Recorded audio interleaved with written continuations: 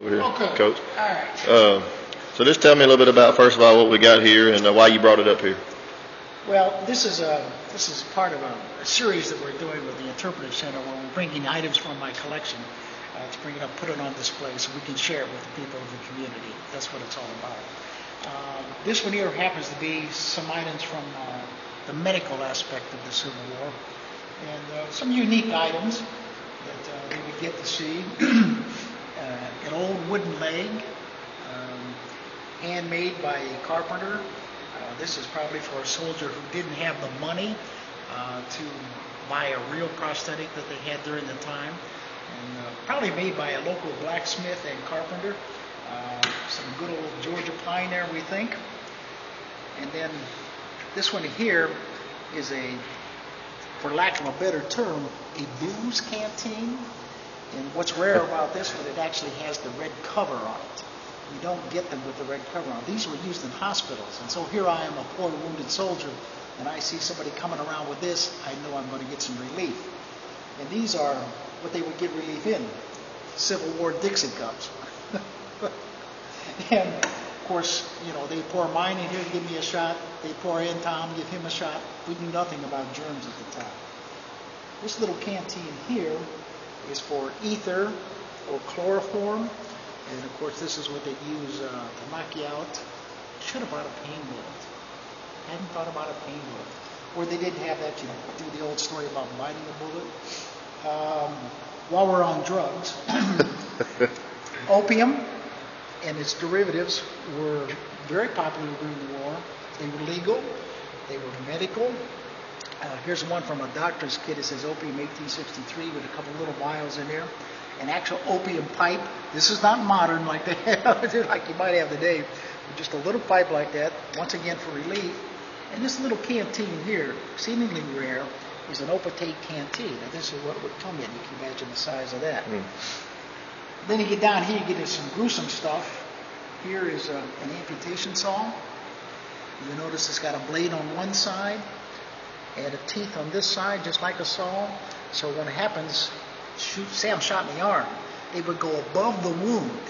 They would cut through to get a fresh cut and make sure they had a flap to cover it up. So they cut through the skin to the bone, turn it over, saw through the bone, then they would cauterize it, seal it up.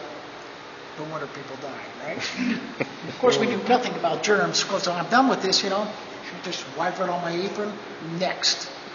Use the same saw. Can you imagine how many different DNAs would be on a sword like this? Or saw like that. After the war, lost an arm. This is how I would eat. A knife and fork.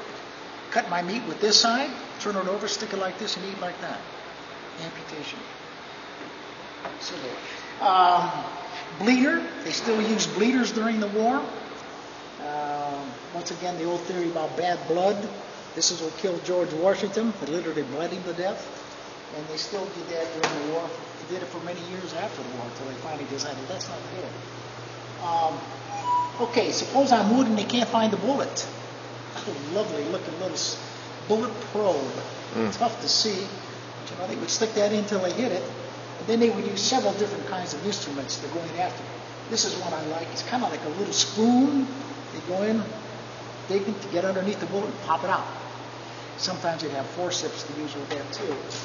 And this is a very rare piece here. I'm going to put this on Tom's arm.